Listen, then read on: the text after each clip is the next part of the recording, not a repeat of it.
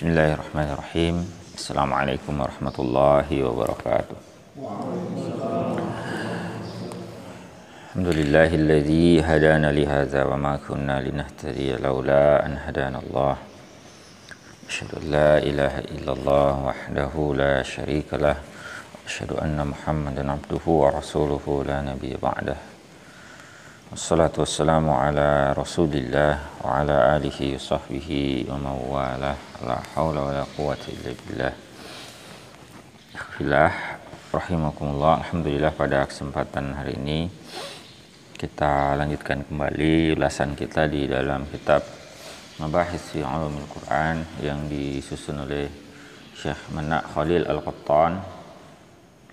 Masih pada pembahasan tentang wahyu. Ya, insyaallah ini pembahasan terakhir di bab ini berkaitan dengan tudingan orang-orang yang ingkar terhadap wahyu. Kita sudah melihat dua tudingan yang lalu, ya. Yang jelas tudingan yang lalu itu menitik beratkan pada bahwa Al-Quranul Karim itu adalah buatan Nabi Shallallahu Alaihi Wasallam. Lalu mereka juga mengatakan bahwa itu bagian dari apa yang mereka sebut sebagai wahyu nafsi. Dua tudingan itu lebih menekankan bahwa Al-Quran itu berasal dari dalam diri Nabi Shallallahu Alaihi Wasallam. Adapun tudingan terakhir ini, tudingan yang ketiga, yakni mereka menuduh Nabi Shallallahu Alaihi Wasallam mempelajarinya dari orang lain. Wa za'amal jahiluna qadiman wa haditha. Diduga oleh orang-orang jahil itu baik di masa lampau maupun di masa saat ini, anna Muhammadan qad talaqal ulum al-Qur'aniyata ala yadi muallim, bahwa Muhammad sallallahu alaihi wasallam menerima ilmu-ilmu Al-Qur'an itu melalui pengajar, muallim. Wa hadza haqq, ini memang benar. Illa annal muallim allazi talaqa anhu al-Qur'an huwa malakul wahyi. Hanya saja muallim yang beliau itu menerima Al-Qur'an darinya adalah malaikat wahyu. Amma ayyakuna lahu muallimun akhara min qaumihi aw min ghairi qaumihi fala.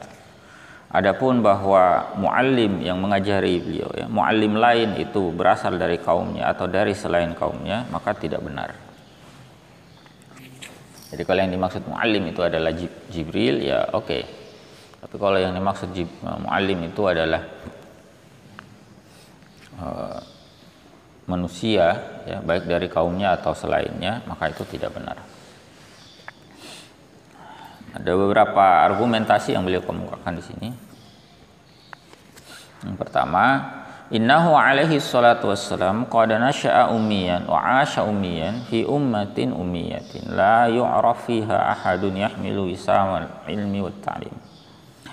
Bahwa Nabi alaihi salatu wassalam itu tumbuh sebagai seorang ummi, hidup sebagai seorang ummi. Ummi itu tidak bisa membaca dan menulis, ya, bahkan tidak dapat berhitung. Dalam umat yang juga ummi, tidak diketahui di dalamnya, dalam umat itu seorang pun yang mengemban ketinggian ilmu dan pengajaran. Wa hadza waqi'un yashhadu bihi tarikh wala miryata fihi. Ini realitas yang disaksikan oleh sejarah, tidak ada keraguan di dalamnya. Perlu kita tekankan sedikit, ya, berkaitan dengan keummiannya Nabi Shallallahu Alaihi Wasallam. Jadi Nabi itu memang ummi, ya. Juga disebutkan di dalam Al-Quran Al-Karim, misalnya di surah Al-An'am, ya. Itu memang disebutkan bahwa beliau itu ummi, tidak membaca dan tidak menulis. Bahkan ketika di awal menerima wahyu itu kan perintahnya Iqra, baca. Dalam hadis riwayat Al-Bukhari itu beliau sempat menanggapi, ma ana biqari, aku tidak dapat membaca. Ditekankan lagi untuk Iqra, dan beliau tetap menjawab dengan jawaban yang sama berapa kali. Itu menegaskan memang Nabi itu ummi. Tetapi perlu dipahami bahwa keummian Nabi Shallallahu Alaihi Wasallam itu bukanlah suatu aib, ya, bukan suatu celah.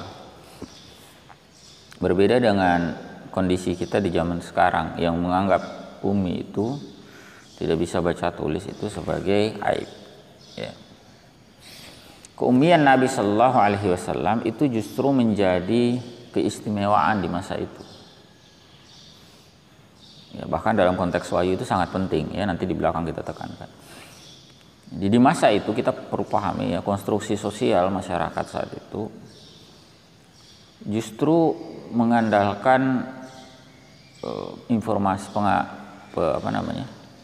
rantai informasi itu dengan informasi oral, ya, by oral, dari mulut ke mulut, dan itu membutuhkan hafalan yang kuat, kekuatan hafalan.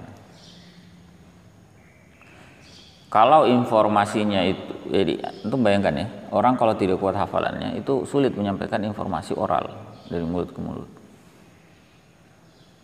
Coba bayangkan, kadang-kadang di kesempatan pelatihan itu kan ada namanya permainan informasi beruntun.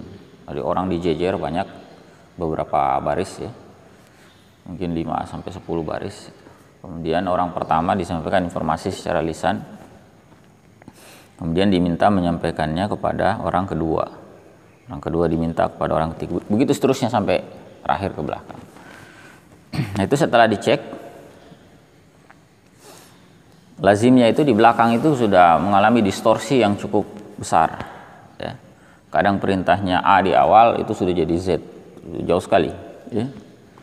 Bahkan belum sampai rantai terakhir itu baru berapa rantai awal itu sudah kacau balau informasinya, penyampaian informasi secara lisan. Padahal itu baru disampaikan dalam dalam waktu yang relatif dekat. Bayangkan orang dulu itu menerima informasi dari mulut ke mulut itu bisa sudah beberapa rantai, dan itu berhari-hari, berminggu-minggu, bahkan mungkin baru bulan depan, tahun depan dia sampaikan lagi kepada orang lain.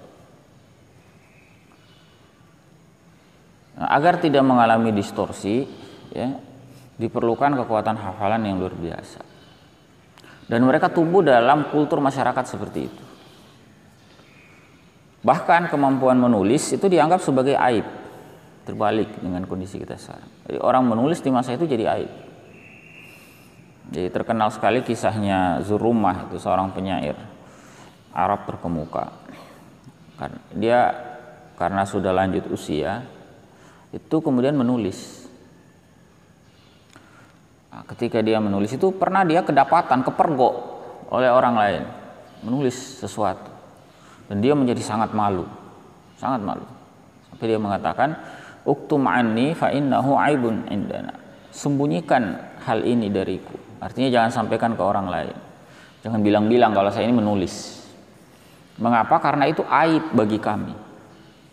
Jadi di konstruksi masyarakat saat itu menulis itu aib, bisa menulis itu, ya, karena dianggap kemampuan kognitifnya terutama bagian hafalan itu lemah, sehingga dia harus menulis. Itu kondisi masyarakat saat itu. Nah, maka jangan heran kalau mereka itu kuat memang menghafal. Ada khutbah Nabi Shallallahu Alaihi Wasallam itu dihafal orang, dihafal sahabat, khutbah. Bayangkan seperti khutbah Haji Wada itu riwayatnya sampai beberapa halaman, dihafal orang, ya. Dihafal sahabat dengan rantai yang bukan 1-2, cukup banyak. Ya, apalagi Haji Wada itu termasuk majelis yang dihadiri oleh ribuan kaum muslimin, ribuan sahabat saat itu. Dan itu dihafalkan. Atau khutbah-khutbah Nabi, ya, khutbah yang lain itu juga dihafal. Ada Nabi khutbah di hari Jumat, dihafal orang. ada Nabi khutbah pada saat sholat khutbah gerhana, dihafal orang. Riwayatnya tuh masih bisa cari. Coba cari riwayat khutbah sholat id, sholat gerhana, sholat apa lagi, dihafalkan oleh sahabat. Jiwada. Nah, itu memang bisa seperti itu karena mereka memiliki kemampuan hafalan yang sangat kuat. Nah, justru ketika menulis itu dianggap aib. Nah, itu di awal-awal ya masa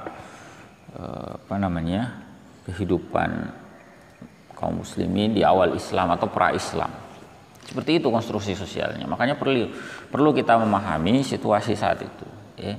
Kalau membawa situasi sekarang ke sana, kita membaca informasi sejarah, lalu kita bawa itu ke kondisi kita, bisa jadi sulit kita memahaminya.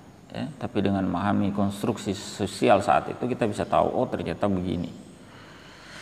Nah demikian pula dengan keumian Nabi SAW. Jadi sekali lagi itu bukan aib ya. Kalau kita berkata Nabi dalam tanda petik buta huruf, itu jangan dibayangkan seperti kondisi saat ini. Di sisi lain, keumian Nabi SAW itu sangat penting artinya untuk menyokong kemukjizatan Al-Quran. Dari berbagai tudingan para penentang wahyu berkaitan dengan Al-Quran itu, bahwa itu adalah buatan, bahwa dia belajar dari orang lain, itu menjadi mentah, ya, menjadi terbantahkan ketika mereka menyadari fakta bahwa Nabi itu ummi. Bagaimana bisa beliau menyalin dari yang lain padahal beliau itu tidak bisa membaca, tidak bisa menulis. Ya, bagaimana beliau bisa menjiplak dan seterusnya. Ya. Makanya itu menjadi argumentasi yang beliau kemukakan juga di sini. Ya. Amma ayyakuna lahu muallimun min ghairi qaumih. Adapun bahwa beliau itu punya pengajar dari selain kaumnya, fa innal bahitha la yastati'u an yaqa'a fit tarikhi ala kalimatin wahidin tashhadu bi annahu laqiya ahadan minal ulama haddatsahu 'anid dini qabla i'lani nubuwwati. Maka seorang yang membahas ya, itu tidak mampu untuk sampai ya, melihat fakta sejarah ya, yang menunjukkan ya tidak satu suara ya, untuk mendapatkan fakta sejarah yang membuktikan bahwa beliau itu telah menemui seorang ulama yang menyampaikan kepadanya tentang din sebelum beliau mengumumkan nubuahnya. Tidak ada. Kalau dibilang beliau itu belajar dari orang lain, pertanyaannya siapa? Dari siapa? Siapa sosok itu? Sebelum beliau diutus jadi nabi, siapa sosok yang mengajari? Itu tanda tanya besar. Orang yang mengkaji sejarah akan kesulitan. Memang ada beberapa fragmen sejarah yang menunjukkan kepada kita Nabi itu pernah bertemu dengan tokoh, dengan ulama. Ya, misalnya di sini beliau katakan, haqiqatan innahu ra'a fi tufulatihi buhairar rahib. Ya, betul bahwa beliau melihat di masa kecilnya Buhaira, seorang rahib, fi suqi Busra di Syam, di pasar Busra di Syam. Ketika masih kecil diajak oleh pamannya Abu Thalib itu untuk berniaga ke Syam. Di pasar itu ya. Karena ada tradisi masyarakat Arab itu rihlat asy-syita'i was-shaif. Gitu ya. Ketika musim panas mereka ke Syam, ketika musim dingin mereka ke mana? Ke bagian selatan, ya, bagian Yaman dan sebagainya.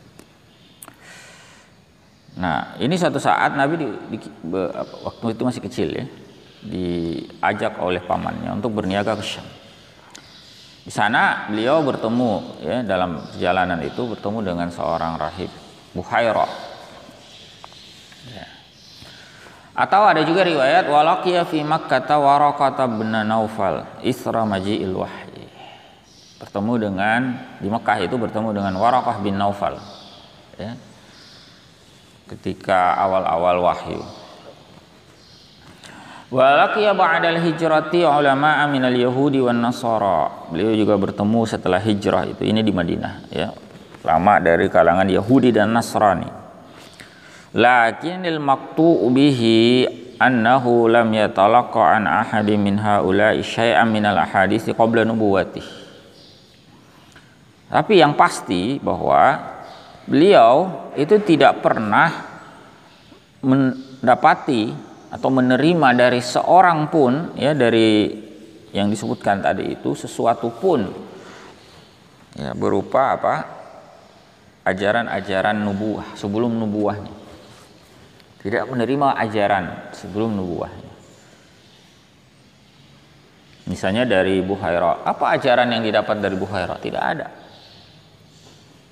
Apa ajaran yang didapatkan dari Waraqah bin Naufal di awal-awal wahyu? Tidak ada. Ya, misalnya di catatan kaki itu nanti ada sedikit ya tambahan. Tapi sebelum itu kita baca dulu. Setelah nubuah pun demikian, amma ba'da nubuah, setelah kenabian, setelah hijrah, ya faqad kanu yas'alunahu mujadilina fayastafiduna minhu wa ya'khuduna anhu. Justru mereka lah, jadi petinggi pemuka agama Yahudi dan Nasrani itulah yang bertanya kepada beliau, berdebat dengan beliau, lalu mereka mendapatkan faedah darinya dan mengambilnya. Misalnya delegasi Yahudi, delegasi Nasrani datang kepada Nabi SAW, itu justru mereka bertanya, ya bertanya tentang ajaran agama, bukan mengajari Nabi SAW. Justru mereka bertanya. Ya, Anda bisa baca itu banyak kisahnya dalam Al-Quran ya. Ada di dalam Suratul Kahfi ada ya kisah tentang dialog dengan Yahudi Najran, atau dalam surah Ali Imran juga banyak ya, dialog ya dengan mereka. Itu intinya mereka bertanya pada Nabi SAW, bukan mengajari.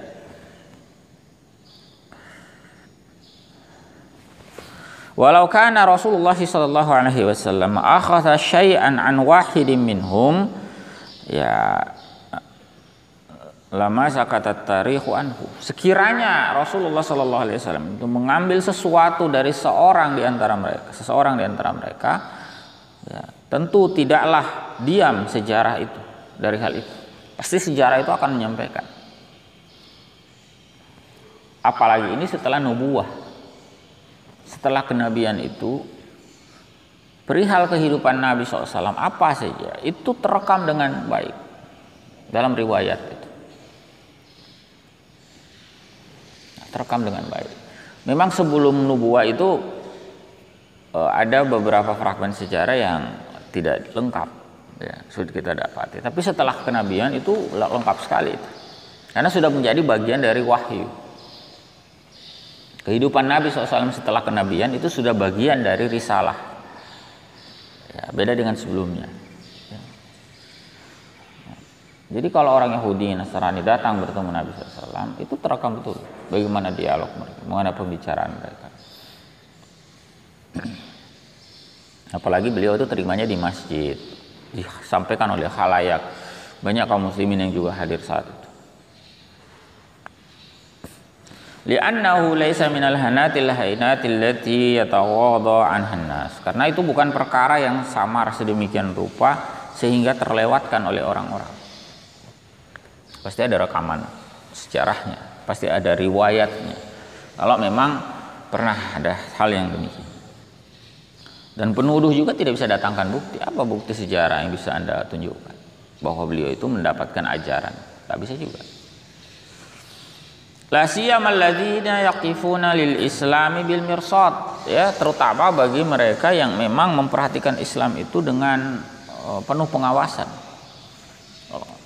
Kalau memang fokus pada sejarah pasti akan temu kalau ada, ya, pindah ketemu.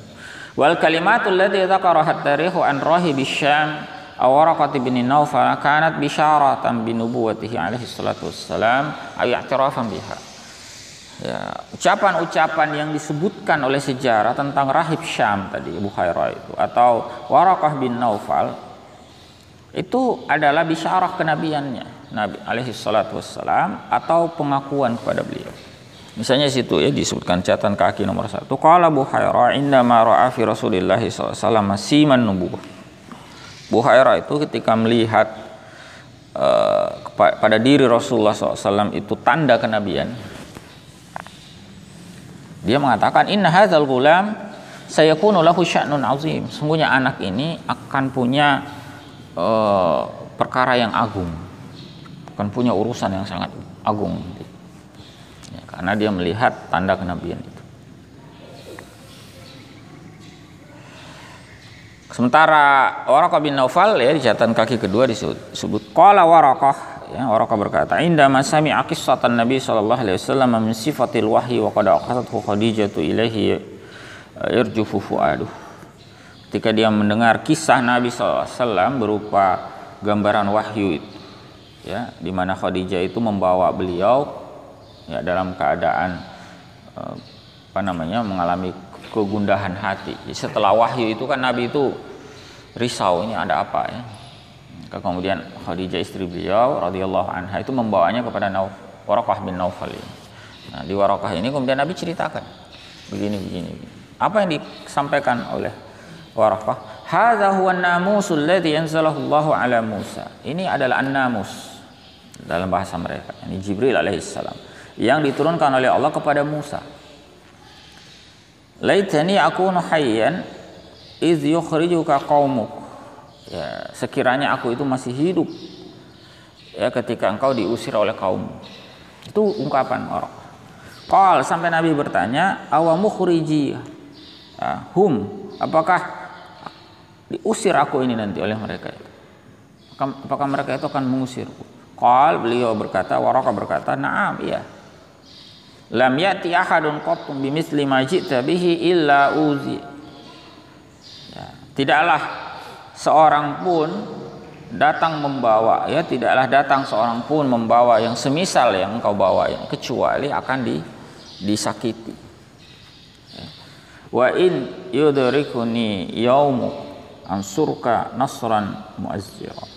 Sekiranya aku mendapati hari itu, ini zaman di mana Nabi mengalami itu, niscaya aku akan menolongmu dengan pertolongan yang kuat. Ya, sejarah juga menunjukkan kepada kita tidak lama setelah wahyu awal ini Waraqah meninggal dunia. Ya. Itu saja. Tidak ada bahwa itu diajarkan begini-begini. Ya. Wa naqulu li haula'il ladzina yaz'umuna anna Muhammadan kana yu'allimuhu bashar. Kami katakan kepada orang-orang ini yang mengira bahwa Muhammad itu diajari oleh seseorang. Ya, ini, ya, kami tanyakan, kita tanyakan kepada mereka, Mas muhazal muallim, siapa nama pengajarnya ini? Siapa nama muallimnya? Wa inda idzin naral jawabal mutahafitatul mutada'a fi haddadi Rumi. Pada saat itu, ketika kita tanya itu apa yang terjadi, maka saat itu kita akan melihat jawaban yang kacau balau, yang diklaim kacau balau. Apa itu? Mereka katakan itu Haddad, seorang tukang besi Romawi. Coba, itu kalau kita lihat dalam sejarah itu memang pernah ada tudingan begitu. Itu yang mengajari orang Romawi, tukang besi. Itu konyol. Yang sibuna ilaihi dzalik, mereka menisbatkan hal itu kepadanya, bahwa itu yang mengajarkan Nabi SAW. Itu lucu sekali. Jadi tukang besi, ya. Fa kaifa yustasabu aqlan an takuna al-ulumul qur'aniyatu sadiratan min rajulin lam ta'rifhu Makkah aliman mutafarrigan li dirasatil kutub. Ini kalau antum belum pernah dengar kisah ini juga disampaikan bahwa yang mengajarkan beliau itu seorang tukang besi Romawi. Itu lucu, antum juga akan heran, kenapa bisa ada cerita seperti itu, ya. Fa kaifa yustasagu aqlan, bagaimana bisa diterima secara akal, ya, bahwa ilmu-ilmu Al-Qur'an itu berasal dari seseorang yang tidak pernah dikenal oleh penduduk Mekah sebagai alim, mutafarrigan di dirasatil kutub, yang memang mengalokasikan waktunya untuk mempelajari kitab-kitab. Bal arafatuhu haddadan munhamikan fi mitraqtihi wasindan. Ya, bahkan dia dikenal itu sebagai tukang besi yang selama ini berkutat dengan apa itu, palu dan landasan besinya itu. Itu kerjanya tukang besi kan begitu. Ya, punya martil sama landasan besi itu. Itu saja kerjanya, menempa sesuatu. Bukan bergelut dengan kitab-kitab. Amiyul fuad. Ya, ini orang awam sebetulnya. Ya. Pemikirannya awam, ajamiyul lisan. Ya, amiyul fuad, ajamiyul lisan. Ajam lagi lisannya, coba. Non Arab pula. Orang itu orang Romawi, bukan orang Arab. Nah. La ta'du qira'atuhu an takuna ritanatan binisbati ilal Arab. Ya, qiraatnya saja, cara dia berbicara saja itu kaku. Ya, kalau dikaitkan dengan orang Arab. Kalau orang Arab melihat cara dia ngomong saja itu kaku. Jadi tudingan semacam ini bahkan oleh orang Arab di masa itu tidak masuk akal itu. Konyol sekali tudingan begitu. Bagaimana Nabi bisa mengajarkan menyampaikan Al-Quran yang dia dapatkan dari orang semacam itu tidak masuk akal. Orang itu ngomong bahasa Arab saja nggak bisa gitu. Dengan tingkat kefasihannya orang Arab jahiliyah saat itu. Jadi si Haddad Rumi ini dibandingkan dengan orang Arab jahiliyah saja itu kalah jauh bahasa Arabnya, itu maksudnya. Bagaimana dia bisa mengajarkan Al-Quran ya, yang salah satu keistimewaannya itu adalah cita rasa bahasanya yang sangat tinggi. Ketinggian bahasa Al-Quran itu diakui oleh orang Arab. Tidak masuk akal ini katanya diajari oleh Haddad Rumi itu. Tukang besinya Romawi itu tidak masuk akal. Cara ngomongnya saja tidak ada skornya itu. Ya, sementara Al-Quran ini jauh melampaui kemampuan bahasa Arab mereka. Itu dari sisi bahasa ya. Makanya di dalam Al-Quran itu disebutkan ya di surat An-Nahl. Wa laqad na'lamu annahum yaquluna innama yu'allimuhu bashar. Kami itu sungguh mengetahui bahwa mereka mengatakan tidak lain beliau, yakni Nabi SAW itu diajari oleh seorang manusia. Bantahan Al-Quran kepada mereka itu sederhana saja. Lisanul ladzi yulhiduna ilaihi a'jamiyun wa hadza lisanun arabiyyun mubin. Bahasa orang yang mereka tuduhkan itu ajam, non Arab, orang Romawi tadi. Sementara Al-Quran ini adalah bahasa Arab yang jelas, yang gamblang. Bahkan di antara penegasan Al-Quran bahwa bahasa Arabnya Al-Quran itu betul-betul bahasa Arab yang gamblang, itu adalah dengan menyebutkan di awal-awal beberapa surah itu huruf-huruf Al-Quran itu disebutkan. Makanya ada penyebutan seperti Alif, Lam, Mim, Toha, Yasin, Qaf. Itu bagian untuk penegasan bahwa memang ini huruf Arab gitu, bukan bahasa asing. Itu huruf-huruf yang mereka kenal dan hanya ada dalam bahasa mereka. Gitu. Jadi sungguh aneh kalau ada yang menuding bahwa beliau itu belajar dari siapa? Dari orang non Arab. Lucu. Walaqad kana al-arabu ahrasan nasi ala dafi hadzal qur'ani im'anan fi khusumati Muhammadin sallallahu alaihi wasallam. Sungguh orang-orang Arab itu sangat berambisi. Mereka lah manusia yang paling ingin untuk membantah Al-Qur'an ini karena sangat mendalamnya permusuhan mereka kepada Nabi Muhammad sallallahu alaihi wasallam.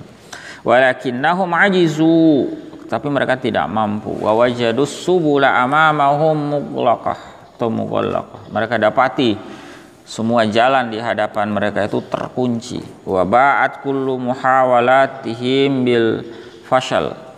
Ya, semua upaya mereka menemui kegagalan.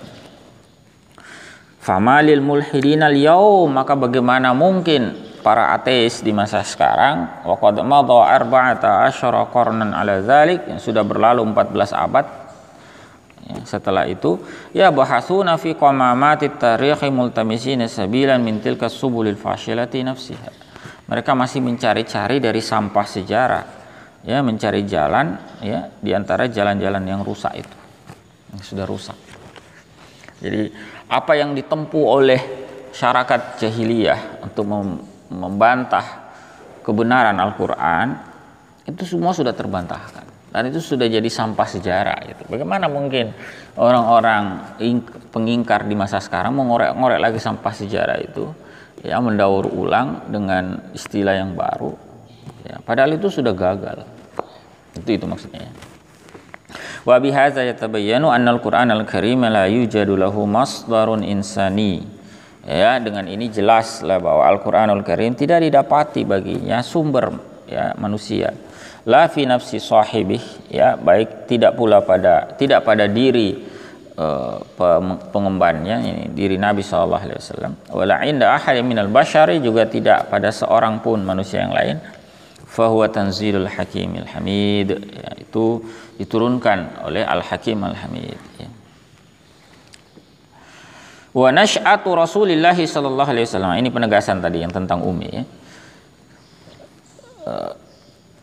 Bahwa Nabi, ya, tumbuhnya Rasulullah sallallahu alaihi wasallam fi bi'atin ummiyatin jahiliyah, pada konstruksi masyarakat ummi jahiliyah. Wasiratuhu baina qaumi, juga perjalanan hidup beliau di antara kaumnya. Min aqwad dalaili ala anna Allah qad a'addahu li hamli risalatihi wa auha ilaihi bihadzal qur'ani hidayatan li ummah. Itu menjadi dalil terkuat, ya, bahwa memang Allah Subhanahu wa taala telah menyiapkan beliau untuk mengemban risalahnya dan mewahyukan kepadanya Al-Qur'an ini sebagai hidayah bagi umat. Ya, kayaknya di surah Syura itu disebutkan, ya. Wa kadzalika auhayna ilaika ruham min amrina ma kunta tadri mal kitabu walal imanu walakin ja'alnahu nuran nahdi bihi man nasya'u min ibadina wa innaka latahdi ila siratim mustaqim siratallahi alladzi lahu ma fis samawati wa fil ardi ala ilallahi tasirul umur. Ini di surah Asy-Syura, ya, ayat 52 53. Ya, dan demikianlah kami wahyukan kepadamu Al-Quran ini, ya, berdasarkan perintah dari kami. Sebelumnya engkau tidak pernah mengetahui apa itu Alkitab, apa itu Al-Iman, tapi kami jadikan dia sebagai cahaya yang kami berikan petunjuk dengannya siapa yang kami kehendaki dari hamba-hamba kami. Sungguhnya engkau benar-benar bisa menunjuki kepada sirat mustaqim, jalan yang lurus. Ini sirat Allah, ya, jalannya Allah yang baginya apa yang ada di langit dan apa yang ada di bumi. Ketahuilah kepada Allah lah akan kembali segala perkara. Nah, beliau mengutip ungkapan Muhammad Abduh ini, ya. Yaqulul ustazu Muhammadun Abduh fi risalatit tauhid, dalam kitab Risalatut Tauhid. Ya, minas sunanil ma'rufah, di antara sunnah itu di antara ketentuan yang sudah diketahui. Anna yatiman faqiran ummiyan mislahu bima tarahu min awwali nash'atihi li zamani kuhulatihi wa yata'assaru aqluhu bima yasma'uhu mimma yukhalitu. Biasanya anak yatim, fakir, yang ummi, ya, yang semisal itu akan tumbuh, ya, dirinya itu berdasarkan apa yang dia lihat sejak awal dia lahir sampai dengan nanti masa tuanya. Dia akan hidup berdasarkan apa yang pengalaman yang dia dapati. Itu akan mempengaruhi akalnya, ya, apa yang dia dengarkan, apa yang dia berinteraksi dengannya. La siyama in kana min zawi qarabatihi wa ahli usbatihi, terlebih jika itu, ya, berasal dari kerabatnya dan juga keluarganya yang lain. Wala kitabun yurshiduhu wala ustazun yunabbihuhu wala adun iza azza ma yu'ayyiduhu. Sementara tidak ada kitab yang menunjukinya, tidak ada pengajar yang mengingatkannya, dan juga tidak ada kawan, ya, jika dia ingin, ya, yang bisa membantunya. Falau jaral amru fihi ala jaris sunan, sekiranya perkaranya itu berlangsung sesuai dengan ketentuan-ketentuan itu, la nasya'a ala aqaidihim wa akhadha bi mazahibihim. Niscaya beliau akan tumbuh sesuai dengan akidah-akidah mereka dan mengambil jalan-jalan kehidupan mereka. Ila an yablugha mablaghar rijal, sampai beliau menjadi seorang tokoh, seorang manusia dewasa.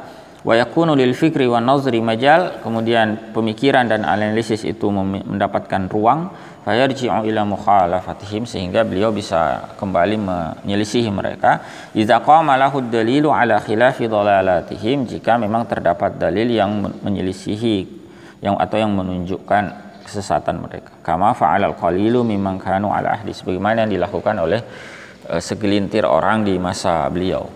Maksudnya begini, Nabi SAW itu kan kita tahu ya, beliau lahir hidup di masa masyarakat jahiliyah. Ya. Dalam kehidupan itu beliau ya sebagai yatim, sebagai orang yang fakir, ya ummi, ya dengan kondisi masyarakat yang seperti itu. Bahkan di lingkup keluarganya juga begitu. Di lingkup beliau keluarga tadi tumbuh, pamannya, ya, yang lama itu kan pamannya. Jadi beliau wafat itu menurut jumhur ulama ayahnya itu sudah tidak. Beliau lahir itu ayahnya sudah tidak ada. Meskipun ada sebagian ulama yang menyatakan ya sempat mendapati beberapa bulan kehidupan, tapi yang dirajihkan oleh Syekh Mubarakfuri itu beliau lahir dalam keadaan memang ayahnya sudah wafat.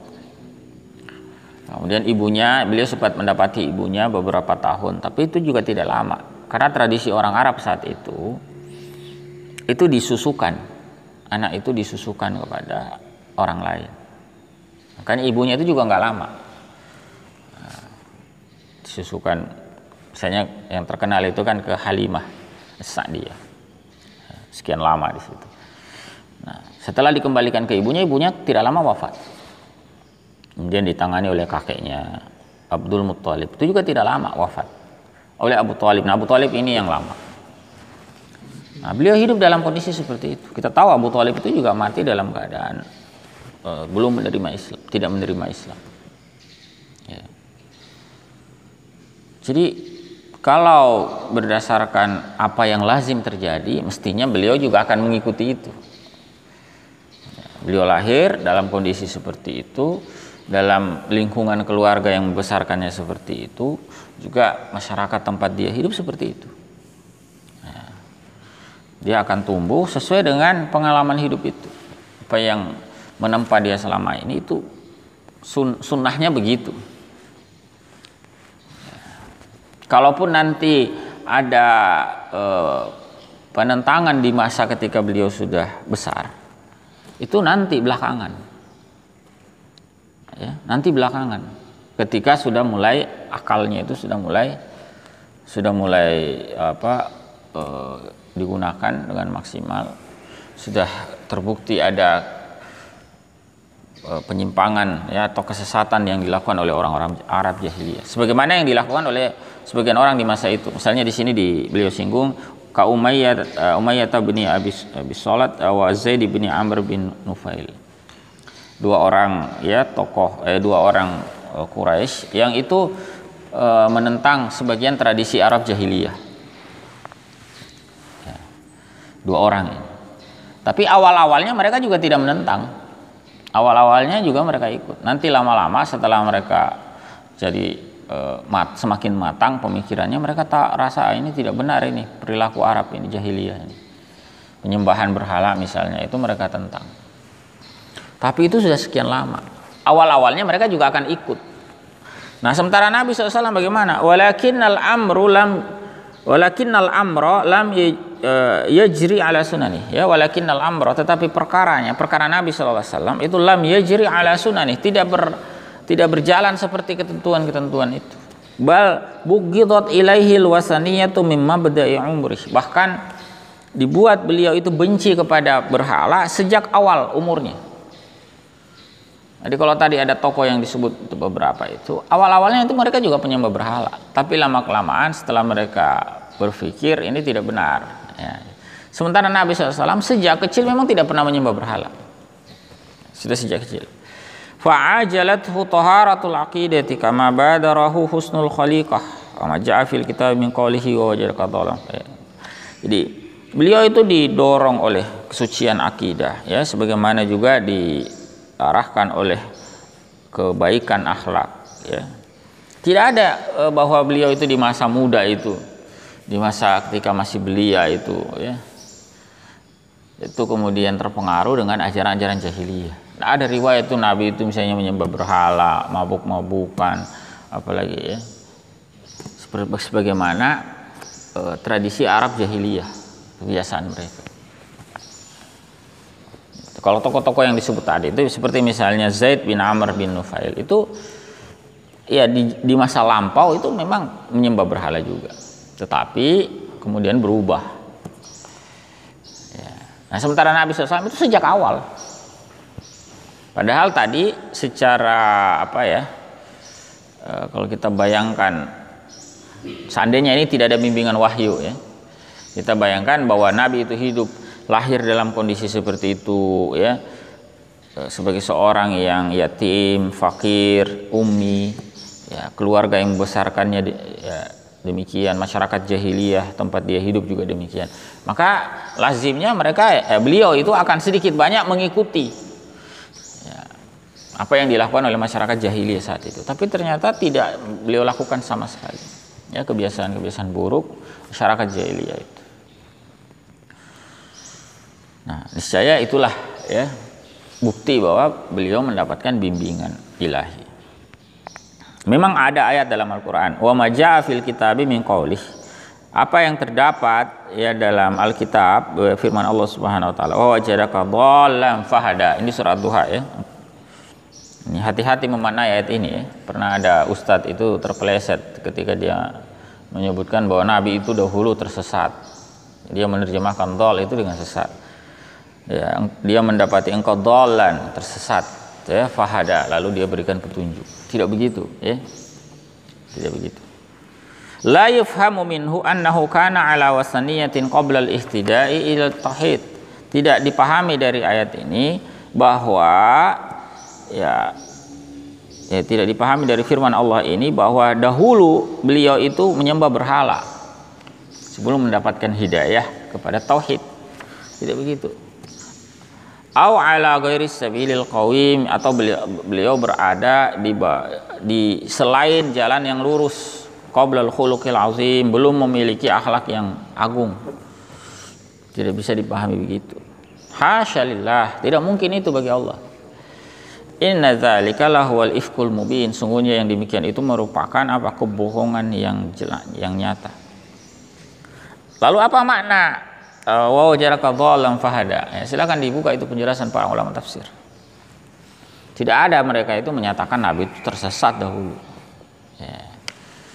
Nah, misalnya ada ya sebagian misalnya Sa'di itu menghubungkan dengan ayat yang tadi kita baca itu ya, surah Syura itu. Nah, situ ada disebutkan ma kunta tadri mal kitabu walal iman. Engkau itu sebelumnya belum mengetahui apa itu Alkitab, apa itu al-iman. Begitu. Jadi yang dimaksud dhallan itu bahwa Nabi itu belum mendapatkan Al-Quran, belum tahu Alkitab itu apa, al-iman itu bahkan juga belum tahu. Begitu. Bukan berarti Nabi itu melakukan penyembahan berhala ya, melakukan apa yang dilakukan oleh orang-orang Arab jahiliyah. Ya. Kalau Al-Qurtubi itu menyatakan wajadaka dhallan fahada itu dalam konteks apa? Bahwa Nabi itu hidup dalam masyarakat yang tersesat. Nah, lalu kemudian beliau itu di sini disegambarkan wa inna ma hiyal hiratul talumu biqulubi ahli ikhlas. Ya. Itu tidak lain adalah kegelisahan yang melingkupi hati orang-orang yang ikhlas. Ya. Qulubnya ahlul ikhlas. Fima yarjuna linnasi minal khalas, yang sangat mengharapkan bagi manusia jalan keluar, ada khalas, ada jalan keluar dari problematika yang mereka alami. Wa talabas sabila ila mahudu ilaihi min iqazil halikin wa irsyadid dhalin, yang berusaha mencari jalan ya agar bisa memberikan petunjuk kepada mereka, mengentaskan orang-orang yang celaka itu dan memberi petunjuk orang-orang yang sesat itu. Nabi itu ketika masih muda itu sudah melihat betapa buruknya kehidupan Arab jahiliyah itu. Dari sisi akidah saja mereka menyembah banyak berhala ya, dari sisi pergaulan ya, kehidupan sosial kacau balau, perzinahan, pelacuran itu biasa ya. Banyak sekali ya kejahilan saat itu. Khamar, riba, judi itu perkara yang biasa ditemukan dalam masyarakat. Itu persoalan besar dan beliau sangat ingin memberikan solusi terhadap itu, tapi belum tahu solusinya apa. Nah, itulah makna wajadaka dhallan fahada. Beliau belum tahu apa solusi yang bisa diberikan pada itu terhadap persoalan semacam itu. Fahada, lalu Allah berikan petunjuk. Nah, petunjuknya itu berupa Al-Qur'anul Karim. Itu maksudnya. Jadi bukan Nabi itu tersesat ya. Wa qad hadallahu nabiyahu ila ma kanat tatalamasuhu basiratuhu bistifaihi li risalati. Ya, sungguh Allah telah memberikan hidayah kepada nabinya ya menuju apa yang memang dicari oleh basirah beliau, oleh apa? Basirah itu apa ya? Penglihatan batin beliau. Dengan apa? Bistifaihi li risalati, dengan memilih beliau ya untuk mengemban risalahnya, wa ikhtiyarihi min baini khalqihi li taqriri syariati, dan memilih beliau di antara makhluknya untuk apa? Mengemban risalah syariat. Jadi itu ya ikhwahillah rahimakumullah, bantahan ya atas tudingan yang ketiga ya, bahwa beliau itu diajari oleh orang lain ya. Itu tudingan sekaligus tudingan yang terakhir. Baik, ikhwahillah rahimakumullah ya, kalau ada yang ingin didiskusikan ya silakan disimpan dulu ya, kita selesaikan dulu penutupnya ya, penutup dari bab ini ya, mutahatul mutakallimin ya, mutahatul mutakallimin. Ini beliau memberikan peringatan ya terhadap kekeliruan yang dilakukan oleh ahli ilmu kalam, mutakallim, berkaitan dengan apa? Berkaitan dengan Al-Qur'an ini. Tapi ini sekilas saja ya kita singgung. Wa qad khadal mutakallimuna fi bayani kalamillahi ala nahjil falasifah. Sungguh telah tenggelam para mutakallim itu, ahli ilmu kalam itu, fi bayani kalamillahi, dalam menjelaskan kalamullah ala nahjil falasifah, sesuai dengan metodenya para filsafat, para filosof.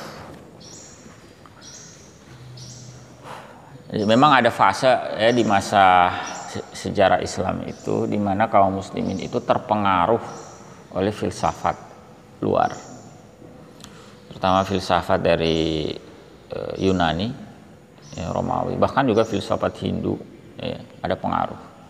Kalau ilmu kalam itu terasanya dari filsafat Yunani. Ada pembahasan ilmu kalam itu kemudian dibedah dengan analisis skolastik ala Yunani itu. Nah, ini yang beliau kritisi, termasuk dalam pembahasan firman Allah Subhanahu wa taala. Bahkan istilah ilmu kalam itu dikaitkan dengan kalamullah. Mengapa muncul istilah ilmu kalam itu? Karena memang yang awal dibahas itu tentang kalamullah. Apakah itu makhluk atau bukan? Nah, ini kan menjadi fitnah nanti di masa kekhilafahan Bani Abbasiyah. Nah, ini yang beliau ingatkan juga ya. Fa'auqa'un nasa fi mutahatin adallathum an sawa'is sabil. Ini menjatuhkan orang-orang ya pada persoalan yang menyesatkan mereka dari jalan yang lurus. Haitsu qassamu kalamallahi ta'ala ila qismain, di mana mereka membagi kalamullah ta'ala itu menjadi dua macam. Nafsi qadim qaim bizatihi, atau nafsiyun qadimun qaimun bizatihi ta'ala laisa biharfin wala sautin wala tartibin wala lughah. Ya, sebagai ada istilah itu kalam nafsi yang qadim yang bersama dengan zatnya Allah Ta'ala, bukan berupa huruf, tidak pula suara, tidak ada tertib, dan juga bukan berupa lughah. Itu jenis yang pertama yang disebut sebagai kalam nafsi. Kemudian ada juga wa kalam lafzi, kalamin lafziin atau kalamun lafziin. Huwal munazzalu alal anbiya'i alaihimussalam wa minhul kutubur arba'ah. Ada juga yang mereka sebut sebagai kalam lafzi yang diturunkan kepada para nabi alaihimussalam. Di antaranya adalah kitab-kitab yang 4. Kitab-kitab yang 4 itu Zabur, Taurat, Injil, Al-Quran. Nah, itu yang dalam bentuk kitab fisik itu yang mereka sebut sebagai kalam lafzi ya. Ini saya tidak masuk ya ke dalam perdebatan panjang ini, tapi sekilas saja biar tahu bahwa ada di antara ahli kalam yang demikian, membagi firman kalamullah itu menjadi kalam lafzi dan kalam nafsi. Kalau kalam nafsi itu yaitu firman Allah Subhanahu wa taala yang tidak ada wujudnya dalam bentuk fisik. Sementara yang tercetak di mushaf-mushaf itu yang kita kenal, itu yang mereka sebut sebagai kalam lafzi, yang ada lafaz. Itu mereka bagi seperti itu. Wa qara'a ulamaul kalami fi khilafatihimul kalamiyatil mubtadi'ah. Ya, tenggelam itu para ulama ahli kalam dalam perselisihan kalamiyah yang diada-adakan itu. Apa itu? Diskursus mereka itu ayakunal Qur'anu bihadzal ma'na tsani makhluqan amla. Apakah Al-Qur'an dalam makna yang kedua itu makhluk atau bukan? Ya, kalau makna yang pertama oke lah ya, itu selesai. Tapi makna yang kedua, kitab Al-Qur'an yang ada di hadapan kita ya, misalnya dalam mushaf itu makhluk apa bukan? Itu perdebatan. Nah, repotnya lagi kemudian masuk ke dalam ranah kekuasaan. Akhirnya terjadi persekusi. Nah, ketika misalnya Mu'tazilah itu diadopsi pandangan mereka di kekhilafahan Bani Abbasiyah, apa yang terjadi? Warajjahu ayakuna makhluqa. Mereka merajihkan itu sebagai makhluk.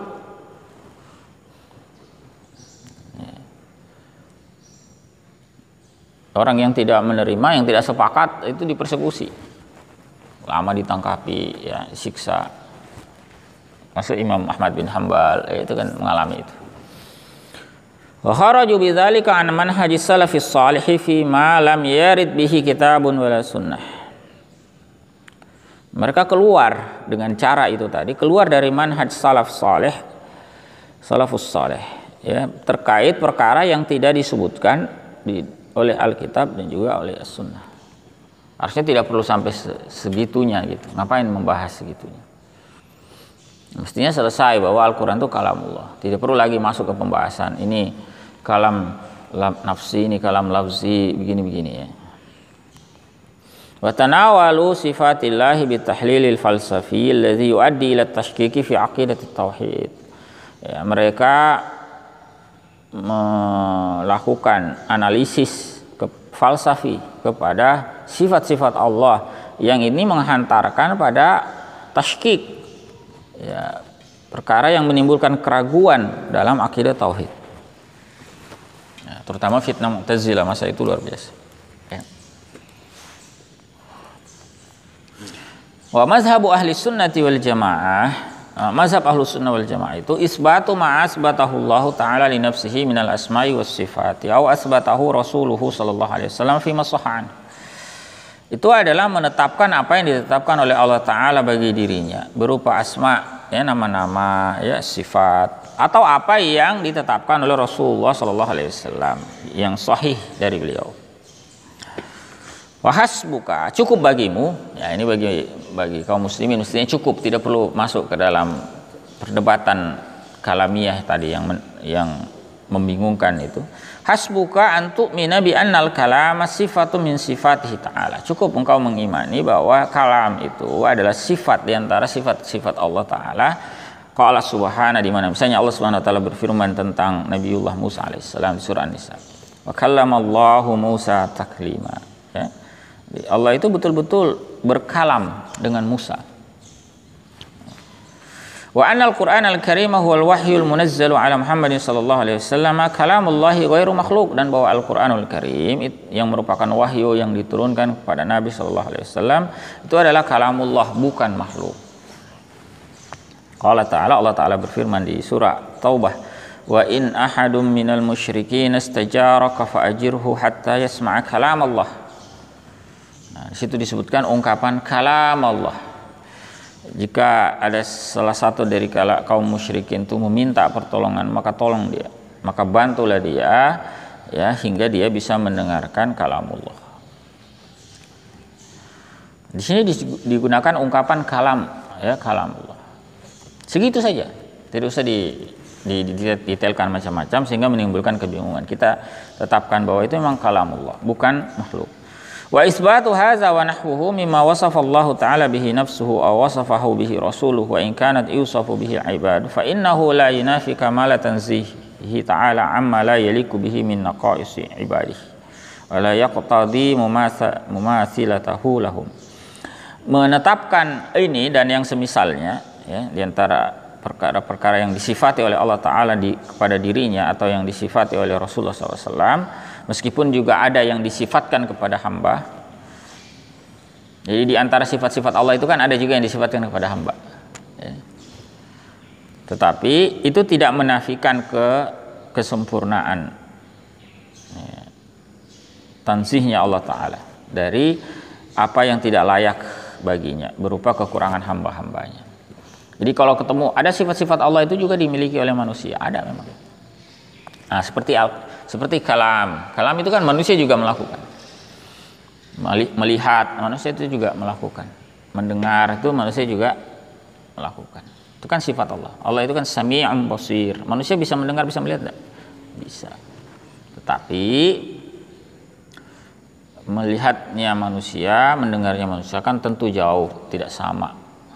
Nah, tidak dapat disamakan dengan mendengar dan melihatnya Allah Subhanahu wa taala. Begitu juga dengan kalam. Nah, kesalahan mutakallimin itu karena terjatuh.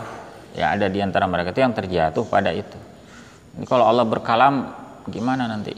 Ya, dibayangkan itu akan menjatuhkan, menisbatkan kelemahan kepada Allah Subhanahu wa taala. Menisbatkan sifat makhluk kepada Allah Subhanahu wa taala. Padahal tidak demikian. Sebagaimana Allah punya sifat-sifat yang lain. Bahkan misalnya seperti Rahim sekalipun itu juga Allah sebutkan itu ada dimiliki oleh hamba-hambanya. Bahkan Nabi SAW itu di akhir surat Taubah itu disebutkan Raufur Rahim. Ya. Tapi itu tidak menafikan ya kesucian Allah ya Subhanahu wa taala dari sifat-sifat kelemahan. Ya. Allah itu maha suci ya dari sifat-sifat kelemahan.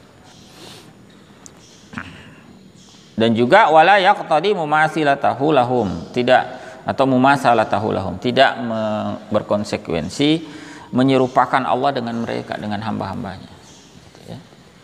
Iz annal ishtiraka fil asma'i, karena kesamaan dalam nama la yaqtadil ishtiraka fil musammiyat, tidak niscayakan kesamaan juga dalam yang dinamakan itu. Si A dan si B diberi nama yang sama, bukan berarti si A dan si B itu sama.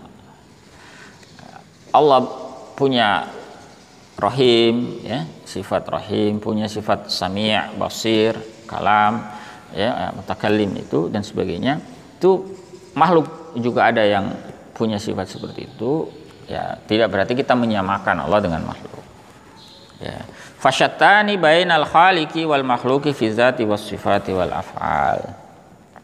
Ada perbedaan antara khaliq dan makhluk dalam zat, sifat dan af'al, perbuatannya. Wa zatuhu ta'ala akmal, zat Allah Ta'ala sempurna, wa sifatuhu asma, sifat-sifatnya paling tertinggi, wa af'aluhu atammu wa a'la. Ya, af'alnya itu sempurna dan tinggi, paling sempurna dan paling tinggi. Wa idza kana al-kalamu sifat kamalin lil makhluk, kalau kalam itu merupakan sifat kesempurnaan bagi makhluk, fa kaifa yantafi hadza 'anil khaliq? Bagaimana bisa kita menafikan ini dari al-khaliq? Bagaimana bisa sifat kamal ini, sifat kalam ini dinafikan dari al-khaliq? Wa yas'una ma wasi'a ashabu Rasulillah sallallahu alaihi wasallam wa ulama'ut tabi'in wa a'immatul hadits wal fiqh fil 'usur al-mashhuri laha bil khair qabla zuhuri bid'atil mutakallimin min al-iman ma ja'a 'anillahi aw sahha 'an rasulihi fi sifatihi ta'ala wa fa'alihi isbatan wa nafyan min ghairi ta'tilin wala tashbihin wala tamtsilin wala ta'wil. Ya, ini sikap kita seperti ini mestinya ya.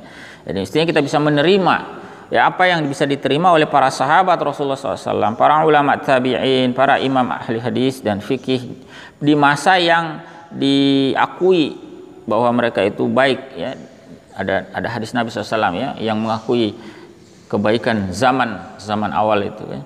Khairul quruni qarni tsumma alladzina yalunahum tsumma alladzina yalunahum ya. Sebaik-baik generasi tua, sebaik-baik kurun itu adalah kurun atau generasi di masaku, kata Nabi SAW. Kemudian generasi setelahnya ya. Nah, itu diakui Al-masyhudu laha bil khair, ya al-masyhudi laha bil khair. Itu diakui ya, sebagai zaman yang baik. Sebelum munculnya bid'ah mutakallimin. Ya, jadi sikap kita itu mestinya bisa sama dengan sikap para sahabat ya ridwanullahi alaihim, para tabi'in, para imam sebelum munculnya masa pengaruh filsafat tadi itu. Nah, bagaimana sikap mereka? Minal imani bima ja'anillah, mengimani apa yang datang dari Allah, ausaha an rasulih, atau yang sah dari rasulnya, atau yang sahih dari rasulnya. Jadi apa yang Allah sampaikan, apa yang Rasulullah sampaikan tentang apa fi sifatihi ta'ala wa af'alihi, tentang sifat Allah ta'ala dan af'alnya, itu kita imani. Tidak usah dibahas detailnya, karena begini ya, kesalahan besar itu filsafat Yunani itu kan semua perkara itu mau dirasionalkan, mau dikaji itu landasan rasionalitasnya itu seperti apa sih. Nah, repotnya ini zat Allah menjadi objek analisis mereka. Bayangkan, akal manusia yang sangat jauh itu tuh mau dikaji itu ala tahlilil falasifah ya, sesuai dengan metode analisis filsafat yang selama ini mereka gunakan. Nah, kacau balau jadinya, akal kita itu kan tidak sampai ke situ. Nah, mestinya ya berhenti, tidak perlu dibahas lebih jauh. Maka kita mengikuti jejaknya generasi sebelum itu. Isbatan wa nafian, dalam bentuk isbat dan menafikan. Jadi kalau nas menyebut isbat ya kita isbat, nas menafikan kita menafikan. Min ghairi ta'tilin wala tashbihin wala tamtsilin wala ta'wil ya. Tanpa kita meninggalkan ya, tanpa juga kita melakukan penyerupaan, permisalan, takwil dan sebagainya. Walaysa lana an nuhakkima ra'yana fi kunhi zatillahi au kaifiyati sifatih. Ya, tidak boleh kita menghukumi ya, menghukumi ra'yu kita. Artinya kita jadikan ra'yu kita itu sebagai hakim. Dalam apa? Kunhi zatillah ya, tentang hakikat zat Allah itu seperti apa, au kaifiyati sifati, kaifiyat sifatnya itu Allah kalau berkalam, kalamnya itu nanti bagaimana, apakah pakai suara, pakai huruf, mestinya nggak usah dibahas sampai segitunya ya. Karena Allah Subhanahu wa taala sudah sebutkan laisa kamitslihi syai' wa huwas samiul basir ya, bahwa Allah itu laisa kamitslihi syai', tidak ada yang seperti semisal dengannya sesuatu pun, wa huwas samiul basir ya. Wallahu a'lam bissawab.